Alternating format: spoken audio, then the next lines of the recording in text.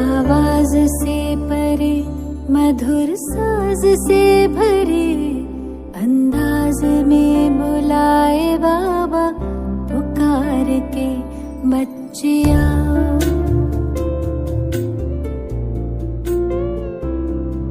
आवाज से परे मधुर साज से भरे अंदाज में बुलाए बाबा पुकार के बच्चिया।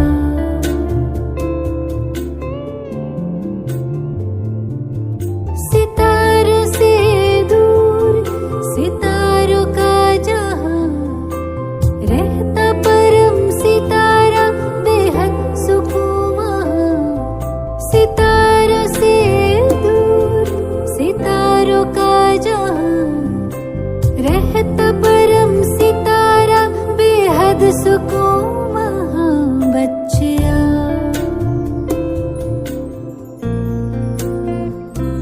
बच्चिया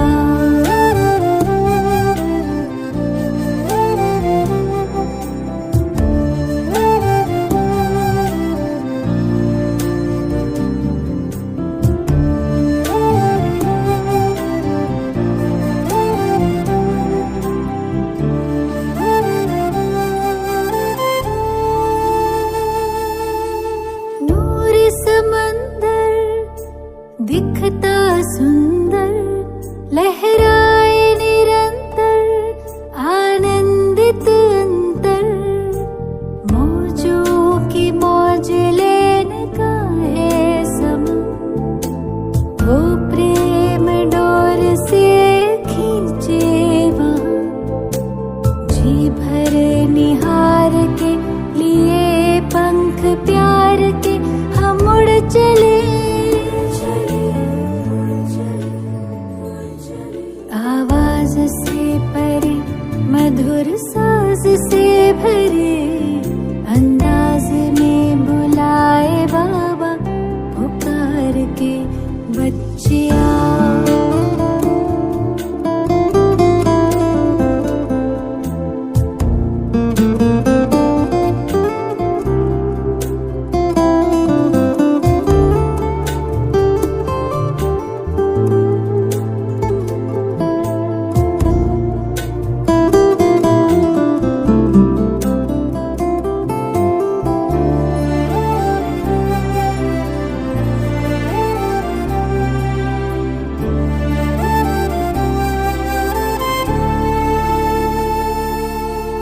राहें देखे बाबा बाहें खोले दिल से सुन ले मृदुल स्वर में वो बोले। राहें देखे बाबा बाहें खोले दिल से सुन ले मृदुल स्वर में वो बोले। कुर्बान करके आओ पुराना जान सुन प्यार से पुकारे वो शिव क्षमा। जी भर निहार के लिए पंख प्यार के हम उड़ चले। आवाज से परे मधुर साज से भरे अंदाज में बुलाए बाबा पुकार के बच्चिया।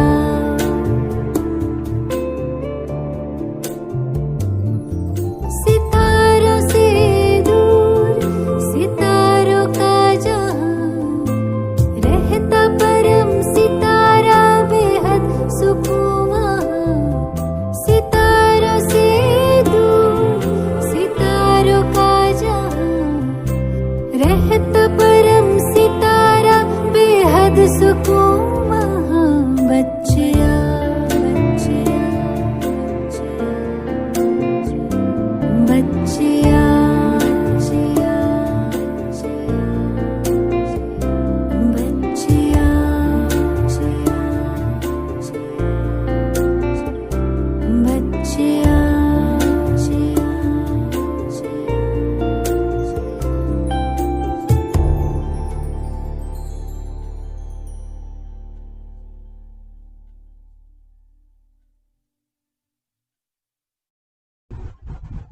ओम शांति।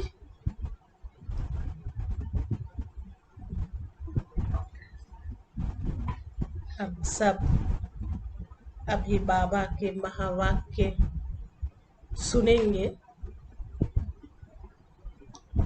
और इस बार भी बाबा ने अपने अव्यक्त महावाक्य में बहुत सुंदर बातें सुनाई हैं।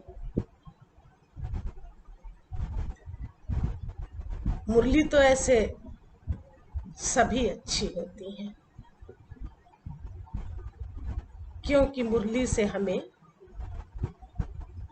शिक्षाएं मिलती हैं, प्रेरणाएं मिलती हैं, इशारे मिलते हैं,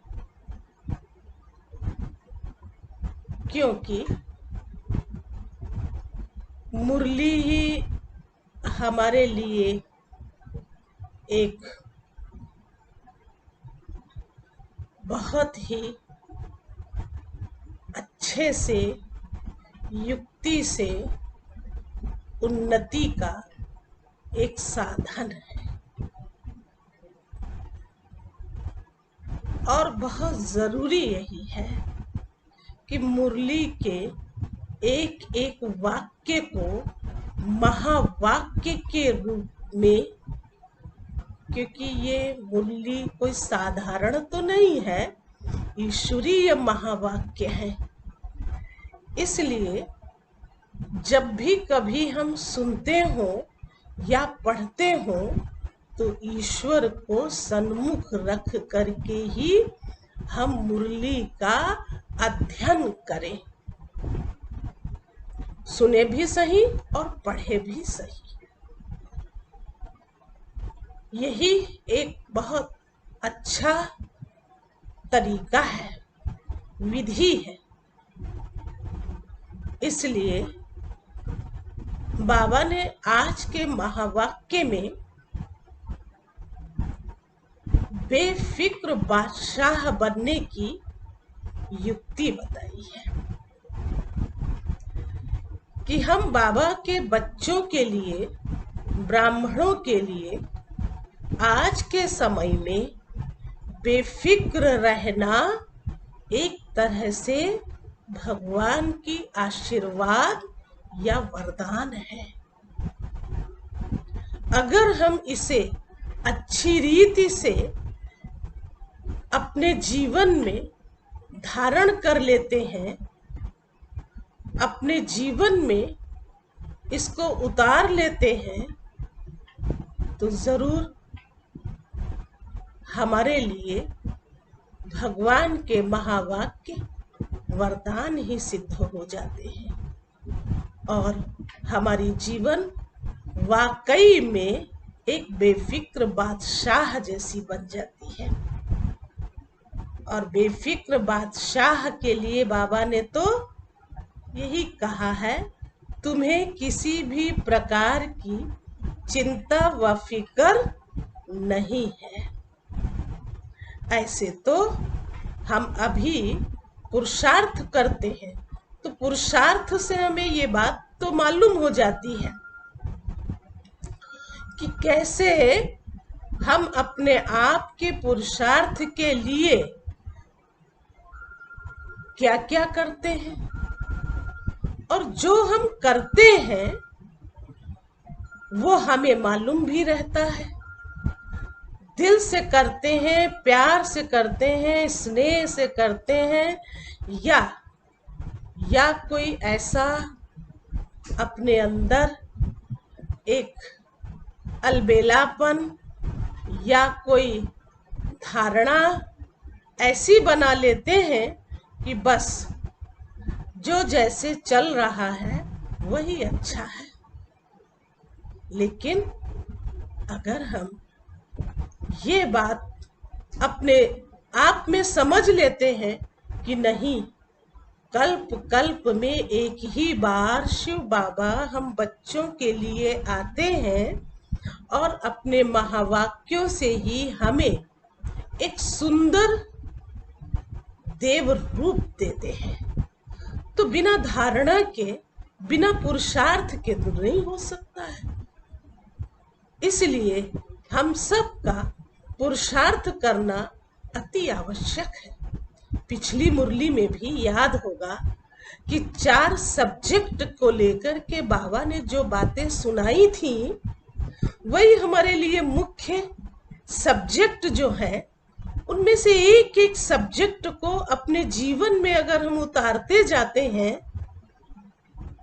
तो मुख्य रूप में वही एक बलि का रूप ले लेता है। ऐसे तो बाबा ने कहा था कि आजकल के समय में तो बकरे की बलि चढ़ा देते हैं, याद होगा। लेकिन हम स्वयं बलि कैसे चढ़ जाएं, तो इन 4 सब्जेक्ट्स को अपने आप में, अपने जीवन में, अपनी धारणाओं में हम एक्यूरेट और बड़ी ही गहनता के साथ अपना लेते हैं। ये तो हमारा अपना एक चिंतन है ना। तो जैसे जैसे हमारा चिंतन चलता जाता है तो वही हमें श्रेष्ठता की तरफ भी ले जाता है। ये हम सब ब्राह्मणों के लिए बहुत ही जरूरी है कि कैसा चिंतन हो और कैसे हमारी आंतरिक धारणाएं हो। बाह्य रूप तो बहुत कुछ देखते हैं, लेकिन अंदर की अगर हम धारणाएं देखें खुद के लिए, तो क्या करते हैं। तो जैसे आज की मुरली में भी जब सुनेंगे तो बेफिक्र बादशाह के लिए बाबा ने जब ऐसी बातें दी हैं, दुनिया में तो लोगों को बहुत तरह के फिक्र होते हैं और हम बच्चों को कोई भी ऐसी फिक्र नहीं है।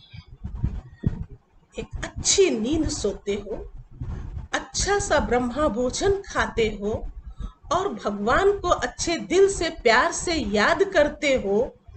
ये तो अभी की हमारी अनुभूति है। अगर सतयुग में हम ये चाहें कि वहां ये सब कुछ होगा, तो बाबा ने कहा वहां फिक्र और बेफिक्र में कोई अंतर नहीं पता चलेगा। तो अभी हमें ये पता तो लग रहा है ना कि हम कैसी फिक्र करते हैं और किस बात से फिर हम बेफिक्र भी बन जाते हैं। ये बिना हमारे गुण आए, शक्तियां आए, हम समझ नहीं सकते हैं। तो अंतर तो तभी पता लगता है जब हम प्रैक्टिकल उसको अपने जीवन में लाते हैं। इसलिए बाबा ने हर बात को, उठना, बैठना, खाना, पीना, सब कुछ एक बाप के साथ, और कहते भी हैं एक बाप और मैं, तीसरा कोई नहीं। जब तीसरा कोई नहीं ही है तो फिर हम बेफिक्र ही तो हैं। सब कुछ तो हम बाबा को ही सौंप देंगे ना। और जब हम सब कुछ सौंप देते हैं तो हमारे लिए तो सब कुछ बहुत ही इजी हो जाता है। तो बाबा उसके लिए फिर हम बच्चों को वरदान भी दे देते हैं। माया जीत भव, कर्म इंद्रिय जीत भव और प्रकृति जीत भव। ये हम फिर क्या कर लेते हैं। इतना जब हम सब पर विजय प्राप्त कर लेते हैं तो फिर कितनी भी कोई कड़ी परिस्थितियां, समस्याएं, विपदाएं कुछ भी आती रहे ना, तो वो कैसे पार हो जाती हैं, जैसे सूली से कट। लेकिन बिना परीक्षा दिए तो हम ईश्वर के करीब भी नहीं पहुंच पाएंगे। इसलिए उसका सानिध्य चाहिए, उसका हाथ में हाथ चाहिए, उसकी नजदीकी चाहिए, तो जरूर हम अपने जीवन में थोड़ा थोड़ा चिंतन करते रहें, गहराई में जाते रहें और हमें वो चीजें फिर उपलब्ध हो जाएंगी। अभी ही हमारी वो प्राप्तियां बन जाएंगी। अभी बाबा के हम महावाक्य सुनेंगे और बड़े ध्यान पूर्वक सुनेंगे। एक एक बात को बड़ी तरीके से, बड़ी युक्ति से बाबा ने समझाया है। तो आज के महावाक्य 23/8/2020 अव्यक्त बाप दादा, बेफिक्र बादशाह बनने की युक्ति। आज बाप दादा बेफिक्र बादशाहों की सभा देख रहे हैं। ये राज्य सभा सारे कल्प में विचित्र सभा है। बादशाह तो बहुत हुए हैं, बादशाह तो बहुत हुए हैं, लेकिन बेफिक्र बादशाह, ये विचित्र सभा इस संगम पर ही होती है। ये बेफिक्र बादशाहों की सभा सतयुग की राज्य सभा से भी श्रेष्ठ है, क्योंकि वहां तो फिर फिक्र और फखुर दोनों के अंतर का ज्ञान इमर्ज नहीं रहता है। फिक्र शब्द का मालूम नहीं होता है, शब्द ही नहीं होगा कि फिक्र क्या चीज होती है। इसलिए यहाँ ही इसकी हमें समझ है कि फिक्र क्या है और बेफिक्र क्या है और फखुर क्या है, ये बाबा ने ही समझाया है। अभी जबकि सारी दुनिया कोई न कोई फिक्र में है, सवेरे से उठते अपना परिवार का, कार्य व्यवहार का, मित्र संबंधियों का कोई न कोई फिक्र होगा, लेकिन आप सभी अमृत वेले से बेफिक्र बादशाह बन दिन आरंभ करते हो और बेफिक्र बादशाह बन करके ही फिर अपने कार्य व्यवहार में आते हो। बेफिक्र बादशाह बन आराम की नींद करते हो, सुख की नींद, शांति की नींद करते हो। ऐसे बेफिक्र बादशाह बन गए। ऐसे बने हो या कोई फिक्र है, पूछा है शिव बाबा ने। बाप के ऊपर जिम्मेवारी दे दी तो बेफिक्र हो गए। अपने ऊपर जिम्मेवारी समझने से फिक्र होता है। जिम्मेवारी बाप की है और मैं निमित्त सेवाधारी हूँ। मैं निमित्त कर्म योगी हूँ। करावनहार बाप है, निमित्त करनहार मैं हूँ। अगर ये स्मृति हर समय स्वतः ही रहती है तो सदा ही बेफिक्र बादशाह है। अगर गलती से भी किसी भी व्यर्थ भाव को अपने ऊपर बोझ उठा लेते हो तो ताज के बजाय फिक्र के अनेक टोकरे अपने सिर पर आ जाते हैं। नहीं तो सदा लाइट के ताजधारी बेफिक्र बादशाह हो। बस बाप और मैं, तीसरा कोई नहीं। कितनी सुंदर बात बाबा ने दी, बाप और मैं, फिर तीसरा कोई क्या कर सकता है। ये अनुभूति सहज बेफिक्र बादशाह बना देती है।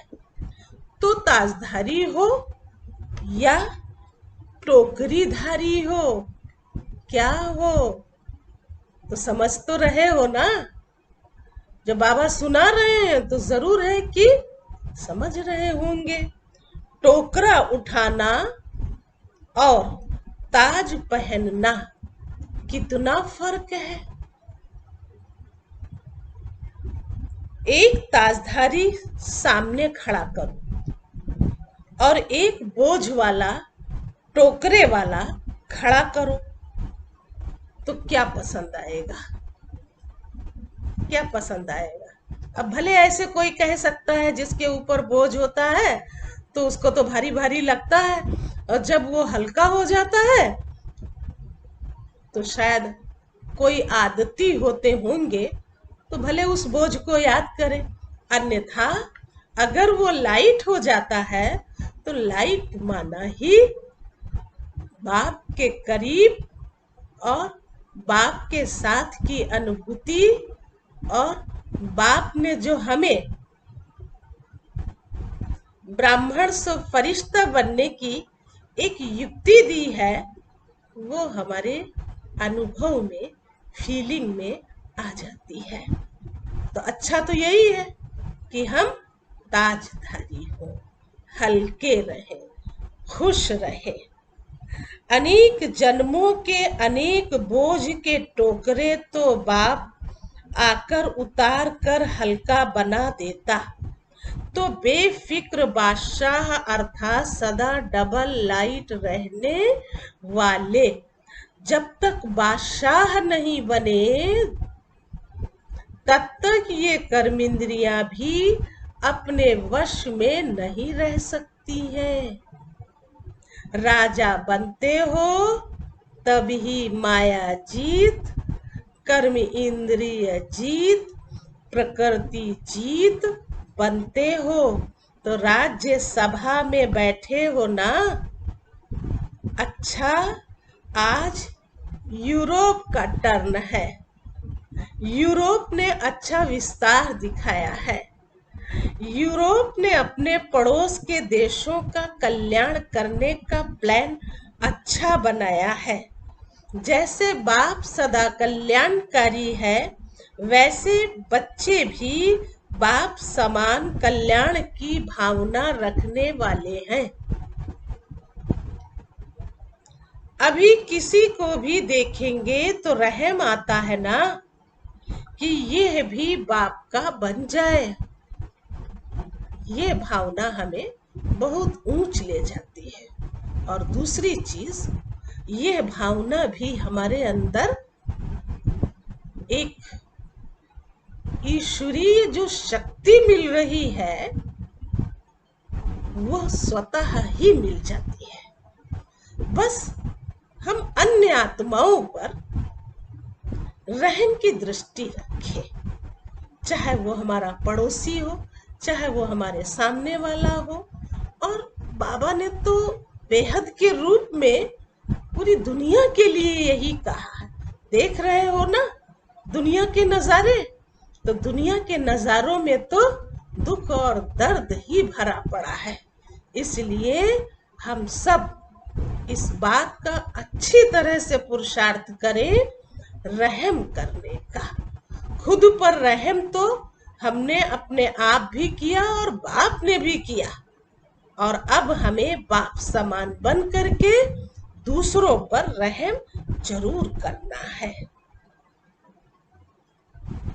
देखो, बाप दादा स्थापना के समय से लेकर विदेश के सभी बच्चों को किसी न किसी रूप में याद करते रहे हैं, और बाप दादा की याद से समय आने पर चारों ओर के बच्चे पहुंच गए हैं।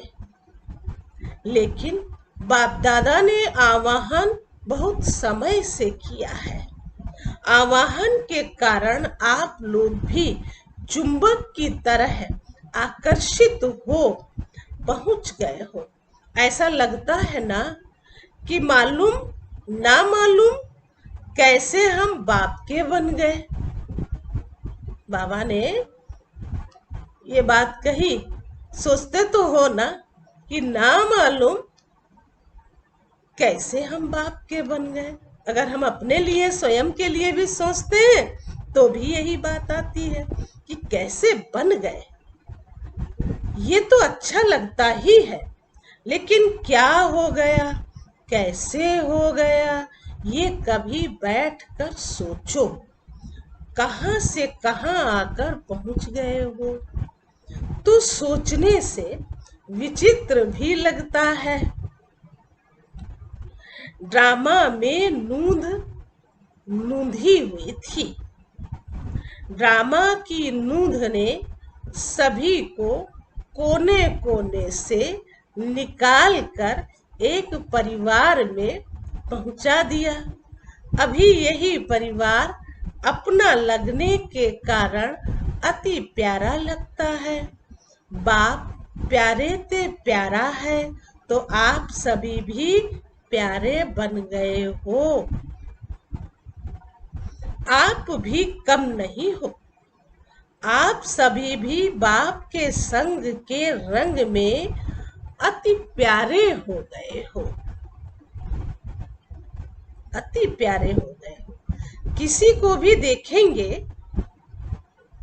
तो हर एक दो से प्यारा लगता है। देखो, इस ईश्वरी परिवार में भी हमारा स्नेह बेहद में है।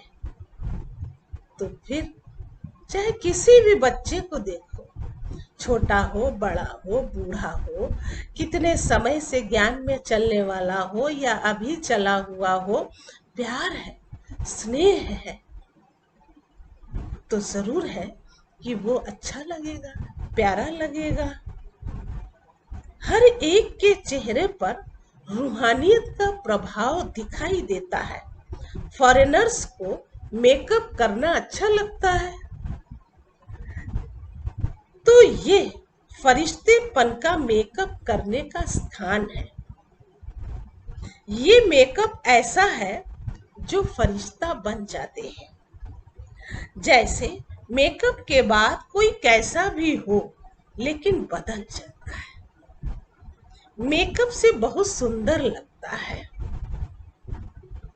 तो ये भी सभी चमकते हुए फरिश्ते लगते हो ना, क्योंकि रूहानी मेकअप कर लिया है।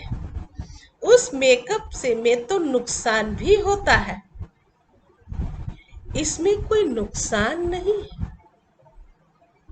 तो ये चमकते हुए सर्व के स्नेही आत्माएं होना, यहाँ स्नेह के बिना और कुछ है ही नहीं। ये भी तो हमें बात समझनी होगी। स्नेह के बिना कुछ नहीं। उठो तो भी स्नेह से गुड मॉर्निंग करते हो, खाते हो तो भी स्नेह से ब्रह्मा भोजन खाते हो, चलते हो तो भी स्नेह से बाप के साथ हाथ में हाथ मिलाकर चलते हो। विदेशियों को हाथ में हाथ मिलाकर चलना अच्छा लगता है ना। तो बाप दादा भी कहते हैं कि सदा बाप को हाथ में हाथ देकर चलो, अकेले नहीं चलो। अकेले चलेंगे तो कभी बोर हो जाएंगे और कभी किसकी नजर भी पड़ जाएगी। बाप के साथ चलेंगे तो एक तो कभी भी माया की नजर नहीं पड़ेगी, और दूसरा साथ होने के कारण जान सकते हो कि शिव बाबा ने क्या कहा होगा। अगर हमने बाप का हाथ और साथ पकड़ा है तो फिर हमारे जीवन में क्या होगा। सदा ही खुशी खुशी से मौज से खाते चलते मौज मनाते जाएंगे। तो साथी सबको पसंद है ना। अब अपने अपने आप से पूछो, क्या पूछो कि हमें जो सच्चा साथी मिला है दुनिया में कोई भी और ऐसा साथी मिल नहीं सकता, और दुनिया तो क्या सारे कल्प में कभी भी नहीं मिलने वाला है।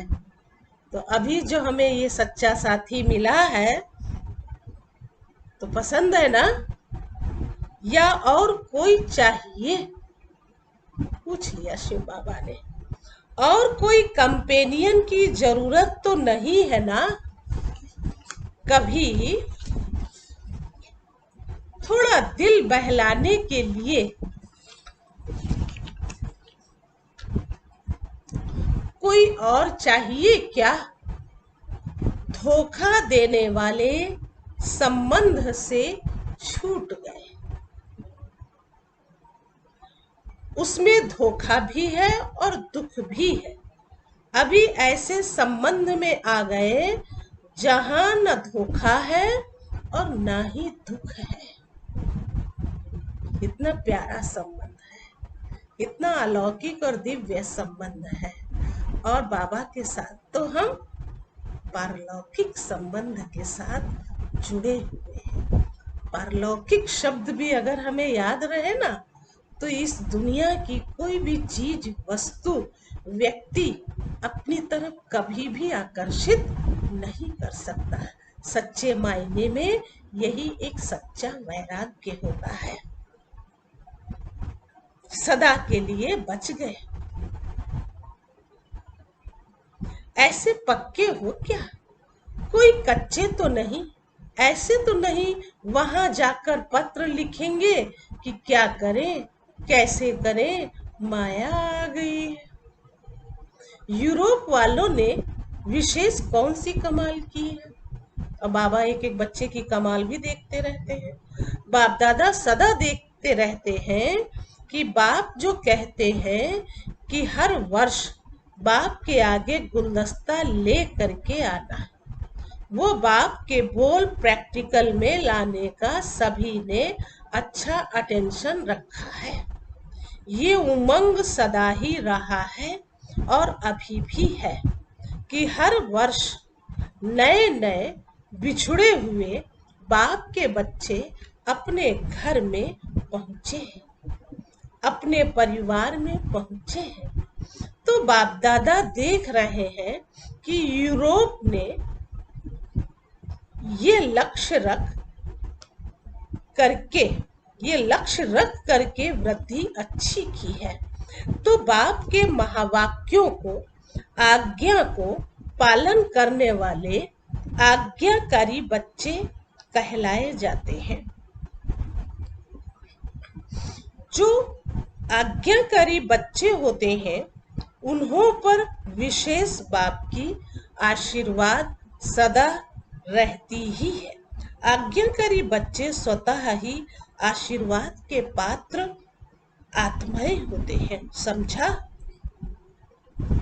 कुछ वर्ष पहले कितने थोड़े थे, लेकिन हर साल वृद्धि को प्राप्त करते बड़े से बड़ा परिवार बन गया।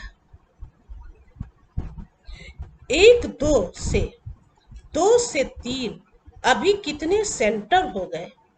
यूके तो अलग बड़ा है ही, कनेक्शन तो सबका यूके से है ही, क्योंकि विदेश का फाउंडेशन तो वही है। कितनी भी शाखाएं निकल जाएं, झाड़ विस्तार को प्राप्त करता रहे, लेकिन कनेक्शन तो फाउंडेशन से होता ही है। अगर फाउंडेशन से कनेक्शन नहीं रहे तो फिर विस्तार वृद्धि को कैसे प्राप्त करे? लंदन में विशेष अनन्य रत्नों को निमित्त बनाया, क्योंकि फाउंडेशन है ना। तो सभी का कनेक्शन, डायरेक्शन सहज मिलने से पुरुषार्थ और सेवा दोनों में सहज हो जाता है। बाप दादा तो है ही, बाप दादा तो है ही है। बाप दादा के बिना तो 1 सेकंड भी चल नहीं सकते हैं, ऐसा कंबाइंड है। फिर भी साकार रूप में सेवा के साधनों में सेवा के प्रोग्राम्स प्लान्स में और साथ साथ अपनी स्वोन्नति के लिए भी किसी को भी कोई भी डायरेक्शन चाहिए तो कनेक्शन रखा हुआ है। ये भी निमित्त बनाए हुए माध्यम है जिससे सहज ही हल मिल सके। कई बार ऐसे माया के तूफान आते हैं जो बुद्धि क्लियर न होने के कारण बाप दादा के डायरेक्शन को, शक्ति को कैच नहीं कर पाते हैं। ऐसे टाइम के लिए फिर साकार माध्यम बनाए हुए हैं जिसको आप लोग कहते हैं कि दीदी दादियां ये सब निमित्त हैं जिससे टाइम वेस्ट ना जाए। बाकी बाप दादा जानते हैं कि हिम्मत वाले हैं, वहां से ही निकलकर और वहां ही सेवा के निमित्त बन गए। तो चैरिटी बिगेन्स एट होम का पाठ अच्छा पक्का किया है। वहां के निमित्त बन वृद्धि को प्राप्त कराना ये बहुत अच्छा है। कल्याण की भावना से आगे बढ़ रहे हैं तो जहां दृढ़ संकल्प है, जहां दृढ़ संकल्प है वहां सफलता है ही। कुछ भी हो जाए लेकिन सेवा में सफलता पानी ही है। इस श्रेष्ठ संकल्प ने आज प्रत्यक्ष फल दिया है।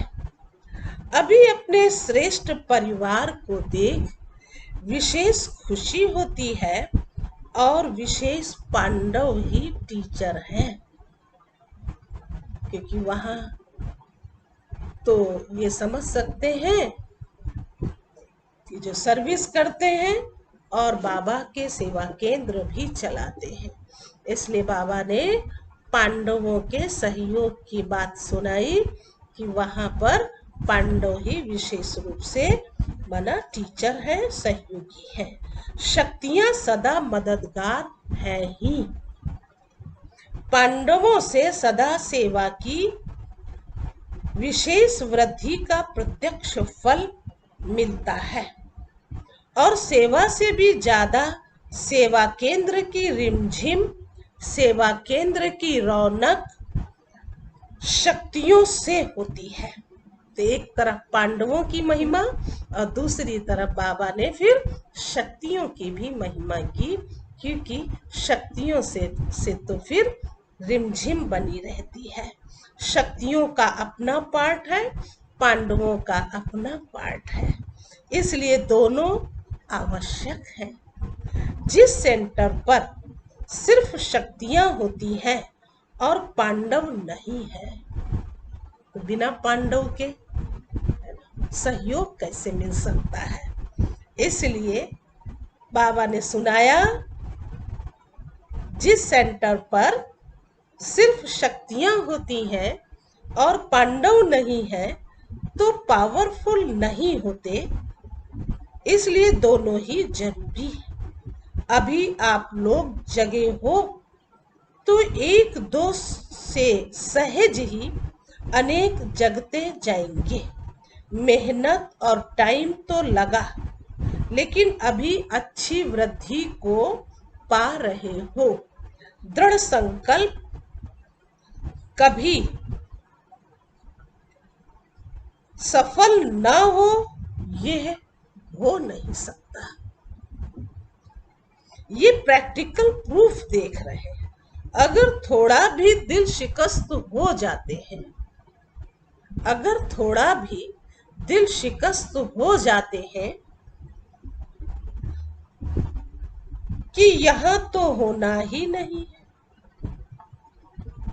मना यहां तो होना ही नहीं है। क्या नहीं होना है? जो मतलब हमें चाहिए, जिस किसी की आश होती है, कोई ऐसे अच्छे संकल्प होते हैं जो हम सोचते हैं कि अभी ही हमें ये सब चीजें प्राप्त हो जाए, और जब नहीं मिलती हैं तो थोड़ा तो अंदर दिल शिकस्त होने लगते हैं। उसी के लिए बाबा ने कहा कि नहीं, अगर थोड़ा भी दिल शिकस्त हो जाते हैं तो अपना थोड़ा सा कमजोर संकल्प, अपना थोड़ा सा कमजोर संकल्प, जानते हो क्या होता है? वो फिर सेवा में फर्क ले आता है ना। फिर उतनी उन्नति नहीं हो पाती है, क्योंकि हमने अपने आप में ही संकल्प विकल्प कमजोरी के बना लिए। ये हो सकता है, ये नहीं हो सकता, ऐसा हो तो ऐसा हो, है ना। इसलिए बाबा ने ये बात सुना दी, और बाकी तो बाबा ने हमारे अंदर वो दृढ़ता का संकल्प दिया। जो हम अच्छे से संकल्प रखेंगे तो सेवा में वृद्धि जरूर होगी। दृढ़ता का पानी फल जल्दी निकालता है। दृढ़ता का पानी जल्दी फल निकालता है। दृढ़ता ही सफलता लाती है। अच्छा, आगे बाबा ने अव्यक्त मुरलियों से ही ये बात दी है कि परमात्मा दुआएं लेनी है तो आज्ञाकारी बनो। बाबा के अव्यक्त महावाक्य ही है, लेकिन अव्यक्त महावाक्य में से ही ये शब्द जो बाबा ने दिया वो यही कि परमात्मा दुआएं लेनी है तो आज्ञाकारी बनो। जैसे बाप ने कहा ऐसे किया। बाप का कहना और बच्चों का करना, इसको कहते हैं नंबर 1 आज्ञाकारी। बाप के हर डायरेक्शन को, श्रीमत को यथार्थ समझकर पालन करना, इसको कहते हैं आज्ञाकारी बनना। श्रीमत में संकल्प मात्र भी मनमत व परमत मिक्स ना हो। बाप की आज्ञा है, क्या आज्ञा है? कि मुझ एक बाप को ही याद करो। अगर इस आज्ञा को पालन करते हैं तो आज्ञाकारी बच्चे को बाप की दुआएं मिलती हैं और सब सहज हो जाता है। सिर्फ कितनी सहज बात बाबा ने सुनाई। एक बाप की याद, मतलब उठते बैठते चलते फिरते कितना सहज है ये करना कि बाबा ऐसे करा रहे हैं। देखो, बाबा ने ऐसे कहा है। पिछली मुरली में भी बाबा ने ब्रह्मा बाबा का नाम लिया था, तो क्योंकि बाप ने ही कराया है, बाप ही कराते हैं, है ना। और अगर हम ये कहते चलते हैं और करते जाते हैं तो जरूर है हम एक बाप की ही याद में रहते हैं। है तो बड़ा सरल। बाप दादा ने अमृत वेले से लेकर रात के सोने तक मनसा वाचा कर्मणा संबंध संपर्क में कैसे चलना है व रहना है, सबके लिए श्रीमत अर्थात आज्ञा दी हुई है। हर कर्म में मनसा की स्थिति कैसी हो उसका भी डायरेक्शन व आज्ञा मिली हुई है। उसी आज्ञा प्रमाण चलते रहो। यही परमात्मा दुआएं प्राप्त करने का आधार है। इन्हीं दुआओं के कारण आज्ञाकारी बच्चे सदा डबल लाइट उड़ती कला का अनुभव करते हैं। बाप दादा की आज्ञा है, किसी भी आत्मा को न दुख दो और न ही दुख लो। दोनों बातें आती हैं, क्योंकि हम कहते हैं हम दुख देते नहीं हैं, लेकिन अगर ले लेते हैं तो भी तो अवज्ञा हो गई, क्योंकि बाबा ने तो कहा ही नहीं कि किसी को दुख ना दो। तो क्या कहा है कि दुख लो? ये तो नहीं कहा है। तो दोनों बातों के लिए कहा, न दुख दो और ना ही दुख लो। तो कई बच्चे दुख देते नहीं हैं लेकिन ले लेते हैं। ये भी व्यर्थ संकल्प चलने का कारण बन जाता है। कोई व्यर्थ बात सुनकर दुखी हो गए। ऐसी छोटी छोटी अवज्ञाएं मन को भारी बना देती है और भारी होने के कारण ऊंची स्थिति की तरफ उड़ नहीं सकते। कैसे बनेगी? मन में तो कुछ और भर जाता है, और जब भर जाता है तो जैसे सुनाया ना कि बोझ हो गया। अब बोझ हो गया तो वो उड़ कैसे पाएगा? इसलिए उड़ने के लिए तो कभी कोई भी बात अपने मन में अटकाना नहीं चाहिए। अटक गई तो फिर लटक गए, यही होता है। उड़ना फिर तो बहुत दूर हो गया। बाप दादा की आज्ञा मिली हुई है, बच्चे न व्यर्थ सोचो, न देखो, न व्यर्थ सुनो, न व्यर्थ बोलो, न व्यर्थ कर्म में समय गवाओ। आप बुराई से तो पार हो गए। ऐसे आज्ञाकारी चरित्र का चित्र बनाओ तो परमात्मा दुआओं के अधिकारी बन जाएंगे। बाप की आज्ञा है, बच्चे अमृत वेले विधि पूर्वक शक्तिशाली याद में रहो। हर कर्म कर्म योगी बनकर निमित्त भाव से निर्माण बनकर करो। ऐसे दृष्टि वृत्ति सबके लिए आज्ञा मिली हुई है। ये तो फिर जानते हो, बाबा ने सब कर्म इंद्रियों के लिए कैसे कैसे अपनी कर्म इंद्रियों को अपने कार्य व्यवहार में लाना है, अपने लिए भी दूसरों के लिए भी, तो वो फिर ऊंची स्थिति को प्राप्त कर सकता है अगर उसका अटेंशन रहे तो, अगर श्रीमत का पालन करता रहे तो। यही शिव बाप की आज्ञा है। यदि उन आज्ञाओं का विधि पूर्वक पालन करते चलो तो सदा अतीन्द्रिय सुख व खुशी संपन्न शांत स्थिति अनुभव करते रहेंगे।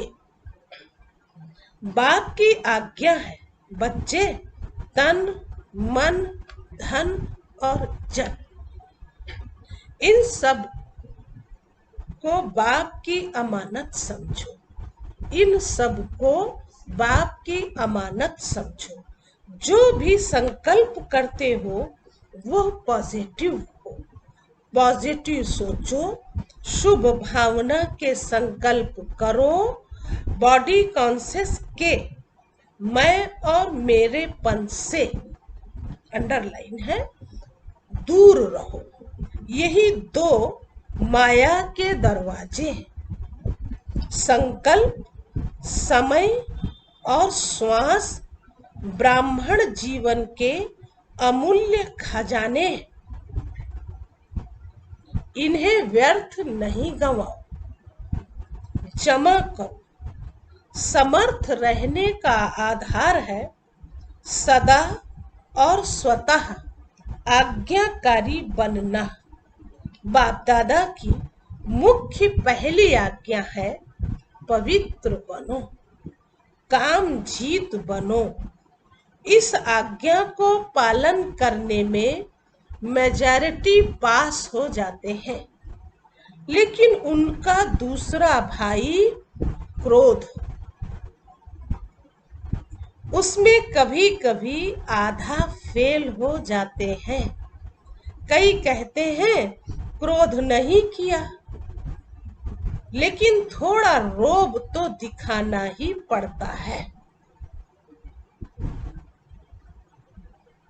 तो यह भी अवज्ञा हुई जो खुशी का अनुभव नहीं करने देगी। जो बच्चे अमृत वेले से रात तक सारे दिन की दिनचर्या के हर कर्म में आज्ञा प्रमाण चलते हैं, बाबा ने विशेष आज ये बात आज्ञा के लिए कही, जिसमें कहते हैं ना कि कोई भी आज्ञा मिले तो उस श्रीमत में मनमत व परमत नहीं मिक्स करना चाहिए। तो यही बात की ऊंचे से ऊंची आज्ञा होती है।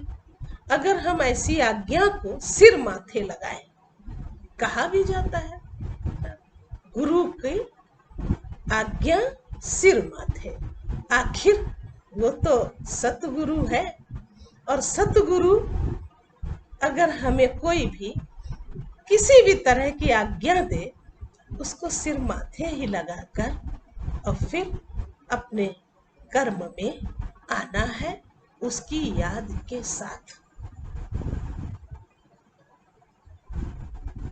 वे कभी मेहनत का अनुभव नहीं करते, माना जो आज्ञा प्रमाण चलने वाले हैं वो कभी मेहनत नहीं करते, क्योंकि बाबा ने हम बच्चों को अमृत वेले से लेकर के माना उठने से और रात्रि सोने तक हमें पूरी दिनचर्या बना कर के दी हुई है।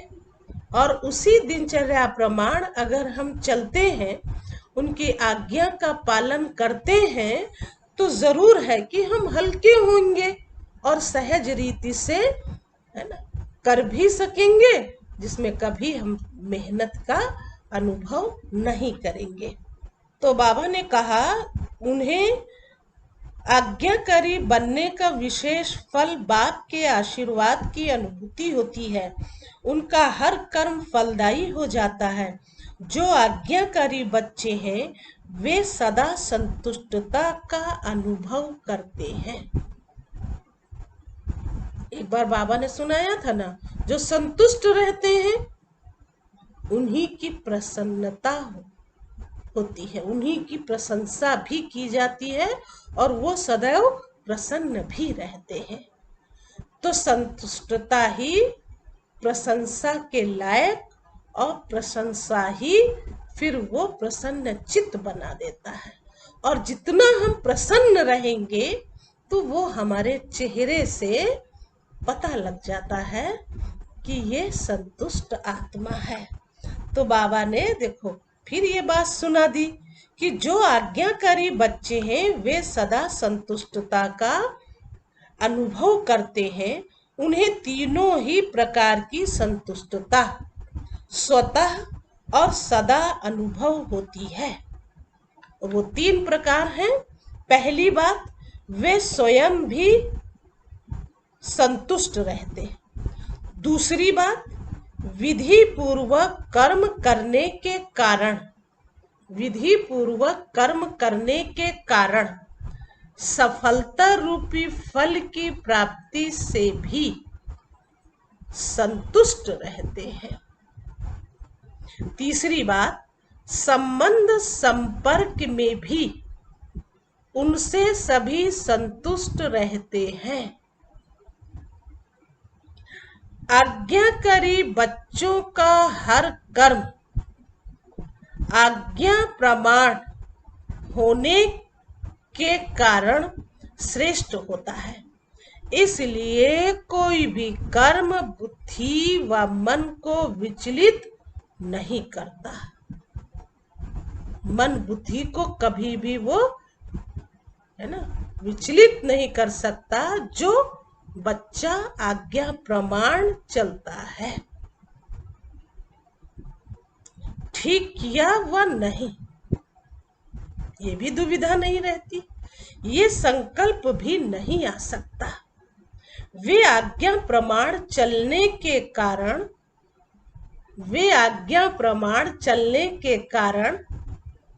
सदा हल्के रहते हैं, क्योंकि वे कर्म के बंधन वश कोई कर्म नहीं करते। कर्म के बंधन वश तो मैं बंधाएवान आत्मा तो नहीं हूं। मैं आत्मा कौन हूं? मैं आत्मा जिसको हम कह सकते हैं स्वतंत्र हूं। तो स्वतंत्र का अर्थ भी तो है ना, मतलब जो भी हमारी नियम धारणाएं मर्यादाएं बनी हुई हैं उनका पालन करते हुए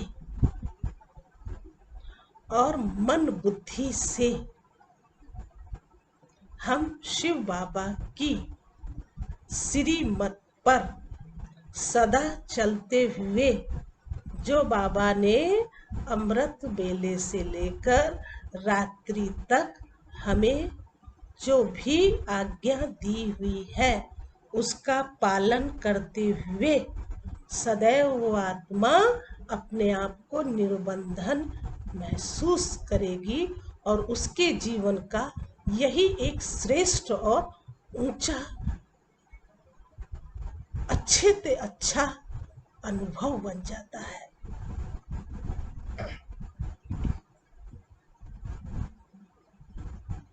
कोई कर्म बंधन नहीं करते। हर कर्म आज्ञा प्रमाण करने के कारण परमात्मा आशीर्वाद की प्राप्ति के फल स्वरूप वे सदा ही आंतरिक विल पावर का, अतीन्द्रिय सुख का और भरपूरता का अनुभव करते हैं।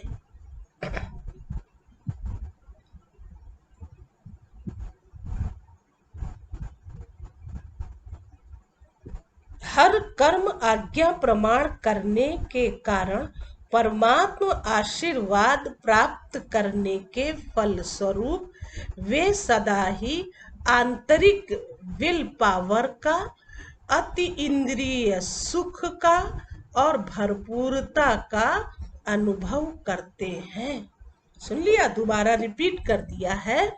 इसलिए हम सदैव निर्भय रहें, किसी बात में भय ना हो और ये भी देखें कि कभी भी हमारी किसी भी बात से कैसे भी खुशी भी नहीं जाए। ये एक आंतरिक प्राप्ति है और जिस प्राप्ति को कोई भी छीन नहीं सकता, जिसको अतीन्द्रिय सुख बाबा ने कहा। हमें जो मिल रहा है अपनी खास आंतरिक इंद्रियों द्वारा, जिसको मन बुद्धि संस्कार स्वभाव संकल्प जो भी है हमारे पास, उनसे हम जो प्राप्त कर रहे हैं, बाप का दिया हुआ खजाना जो मुझे मिल रहा है, उससे मुझे बहुत बहुत खुशी है। और उसी खजाने को ही अगर हम अपने जीवन में टटोलते रहे यूं कि है ना हमारे पास ये खजाना, और वो खजाना इतना हो कि हम दूसरों को भी दे सके। ऐसे नहीं खजाना को हम देखते रहे और हम यही कहते रहे नहीं है ना मेरे पास है, लेकिन वो खजाना देने के लिए भी बाबा ने मुझे आज्ञा दी है। क्योंकि पहले ही ऊपर बताया, रहम करना है हर आत्माओं पर, किसी को दुख नहीं देना है और ना ही दुख लेना भी है। तो फिर रहम के भाव से दुखी आत्माओं को सुखी बनाने के लिए हमें भगवान की आज्ञा का स्मरण कर उसका पालन हमें करना ही है। ऐसी हमारे अंदर दृढ़ता रहे तो हम सदैव अतीन्द्रिय सुख का अनुभव भी करेंगे और अपने आप में सदैव भरपूर भी रहेंगे। क्योंकि देने वाला जो दाता है, विधाता है, वो हर प्रकार से हमें भरपूर करता रहता है। ये बात तो आप सब स्वीकार करते हो ना। देखो कैसे मुरली की एक एक बात को हम कितने अच्छे ढंग से, तरीके से सुनते जाते हैं। तो जरूर है कि वो हमारे हृदय में, मन बुद्धि में, दिल और दिमाग में वो बातें बाबा की बैठ जाती हैं। और जब बैठ जाती हैं तो जरूर उस पॉइंट को लेकर के जब हम पुरुषार्थ करते हैं तो और ही ज्यादा खुशी बढ़ती है। और खुशी जब बढ़ती है तो फिर हम उसको बांटने के लिए भी आतुर होते हैं। फिर नहीं सोचते हैं कि दें कि न दें, है ना। देंगे तो मुझे क्या मिलेगा, अरे मुझे मिलने वाला है ना, मुझे देने वाला तो वो दाता ही है। वो मुझे देता ही रहता है और दे ही रहा है। इसलिए हम कभी भी देने में कंजूसी न करें। जो भगवान ने दिया वो हम दूसरों को भी दें। अच्छा मीठे मीठे सिकिलिधे बच्चों प्रति माता पिता बाप दादा का याद प्यार और गुड मॉर्निंग। तो रूहानी बच्चों प्रति रूहानी बाप दादा को याद प्यार और गुड मॉर्निंग। शुक्रिया बाबा, शुक्रिया बाबा, शुक्रिया बाबा।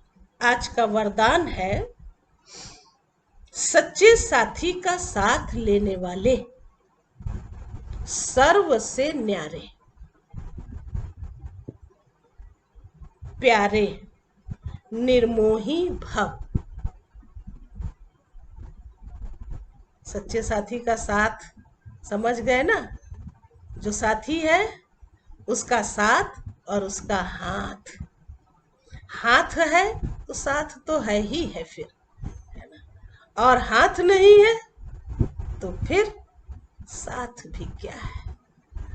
तो हाथ माना ही आज्ञाकारी बनना, श्रीमत पर चलना। तो सच्चे साथी का साथ लेने वाले सर्व से न्यारे, प्यारे, निर्मोही भव। रोज अमृत वेले सर्व संबंधों का सुख बाप दादा से लेकर औरों को दान करो, दान करो। सर्व सुखों के अधिकारी बन औरों को भी बनाओ। कोई भी काम है उसमें साकार साथी याद न आए। अब इस बात को कैसे समझा जाए। साकार साथी याद न आए। कोई भी काम हो, कराएगा तो जरूर, क्योंकि वही करन करावन हार है। ऊपर ही बताया था, करन हार तो मैं आत्मा हूं, लेकिन करन करावन हार बाबा है। तो बाबा ने यहाँ पर वही बात सुना दिया कि कोई भी साथी, साकार साथी याद ना आए, पहले बाप की याद आए।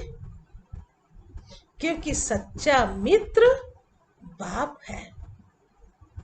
सच्चे साथी का साथ लेंगे तो सहज ही सर्व से न्यारे और प्यारे बन जाएंगे। कुछ समय पहले बाबा ने सुदामा का मिसाल बनाकर, है ना, सुनाया था। तो सुदामा का मिसाल जो सुनाया था वो प्रैक्टिकल था, है ना। तो आज हम बच्चों के साथ भी बाबा वही बातें करते हैं जो बाबा ने, है ना, हम बच्चों को कहा कि मैं तुम्हारा एक सच्चा मित्र हूँ। तो सुदामा से भी श्री कृष्ण ने यही बात तो कही थी कि तुम हमारे मित्र बन जाओ, मैं एक सच्चा मित्र हूँ, मैं तुम्हारा साथ दूंगा। तो ऐसे बाबा आज देखो जो सर्वशक्तिमान है, ऑलमाइटी अथॉरिटी है, सबका पालनहार है, आज वो स्वयं हम बच्चों से कहते हैं, क्योंकि यही बाप एक सच्चा मित्र है। सच्चे साथी का साथ लेंगे तो सहज ही सर्व से न्यारे और प्यारे बन जाएंगे। जो सर्व संबंधों से हर कार्य में एक बाप को याद करते हैं, जो सर्व संबंधों से हर कार्य में एक बाप को याद करते हैं, वो सहज ही निर्मोही बन जाते हैं। उनका किसी भी तरफ लगाव अर्थात झुकाव नहीं रहता है। बस ये बात देखने में आती है, किसी भी तरफ कैसी भी बात आ जाए, लेकिन उसका झुकाव किसी देहधारी की तरफ नहीं जा सकती, चाहे वो लौकिक में हो चाहे वो अलौकिक में हो। बाबा ही है, बाबा ही कराने वाला है और बाबा ही हमारा सच्चा मित्र है। इसलिए उसका कभी भी किसी भी तरफ लगाव या झुकाव नहीं रहता है। इसलिए माया से हार भी नहीं हो सकती। इसलिए माया जीते जगत जीत कहलाने वाला बन जाता है। मन जीते जगत जीते, माया जीते और जगत जीते। इसलिए हम सदैव एक बाबा और मैं। आज का तो पॉइंट यही था ना, तीसरा कोई नहीं। आज का स्लोगन है, माया को देखने व जानने के लिए त्रिकालदर्शी और त्रिनेत्री बनो, तब विजयी बनेंगे। माया को देखने व जानने के लिए त्रिकालदर्शी और त्रिनेत्री बनो, तब विजयी बनेंगे। ओम शांति।